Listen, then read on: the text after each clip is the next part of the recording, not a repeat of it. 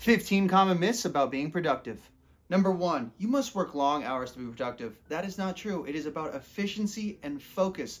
The more focus you can apply to a given time frame, the more efficient you can be. Number two, multitasking increases efficiency. Wrong!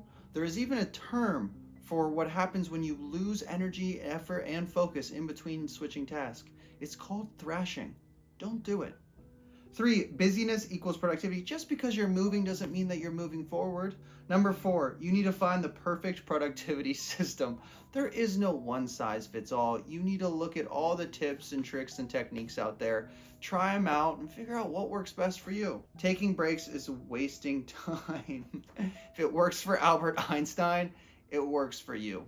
Go take the walk. Saying yes to everything shows productivity. No, saying no to everything shows productivity. That's Steve Jobs. Productive people don't get distracted. Everybody gets distracted. It's about figuring out how you manage those distractions and creating an environment where you minimize those distractions. You must always be on and available. No, that leads to burnout, and you don't want burnout because that decreases your productivity.